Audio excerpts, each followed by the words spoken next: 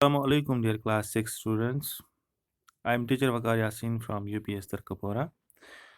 प्यारे बच्चों, आज हम हिस्ट्री जो 6th क्लास की हिस्ट्री है, lesson kingdoms, kings and early republic, इसके क्वेश्चन आंसर्स करने जा रहे हैं.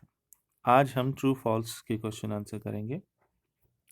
स्टेट वेदर ट्रू और फॉल्स. पहला क्वेश्चन है, rajas who led the Ashvamedha horse pass through their lands were invited to the sacrifice.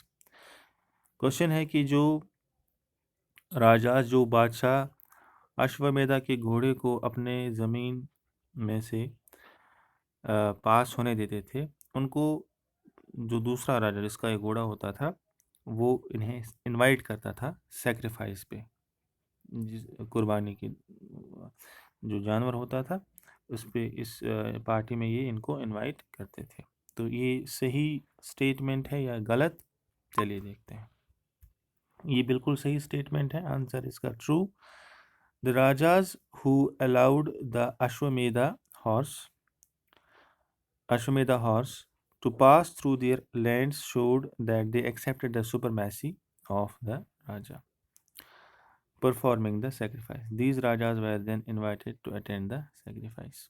तो आंसर यही है कि अश्वमेधा हॉर्स को जो राजा पास होने देते थे, चलने देते थे अपने ज़मीन में से, वो एक्सेप्ट करते थे कि जो जिस राजा का ये घोड़ा है उसकी सुपरमैसी को हम एक्सेप्ट करते हैं, ये हमसे बहुत बड़े लेवल का राजा है जो सेक्रीफाइस करने जा रहा है, और इन राजास को ये इनवाइट करता था. ये नेक्स्ट क्वेश्चन है part B. Part B question 1 का. The charioteer sprinkled sacred water on the king.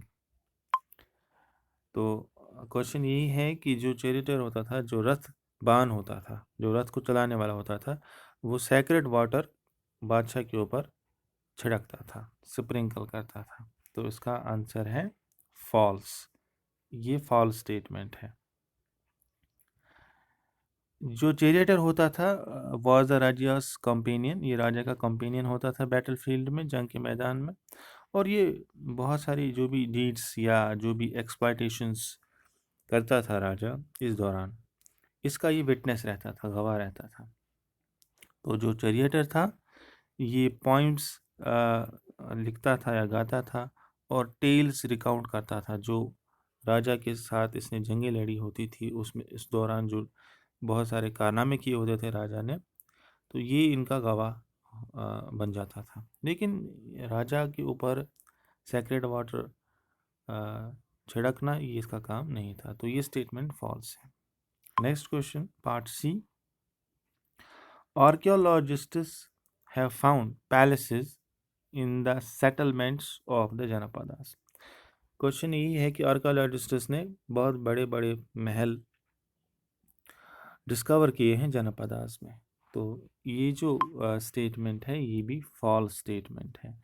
ये डिस्कवर किया गया है आर्कियोलॉजिस्ट की तरफ से कि जो लोग जनपदास में रहते थे, ये झोपड़ियों में, हट्स में रहते थे, और इनके पास कैटल हुआ करता था, यानी कि मवेशी पालते थे और बाकी जानवर भी ये पालते थे और जनपदास में.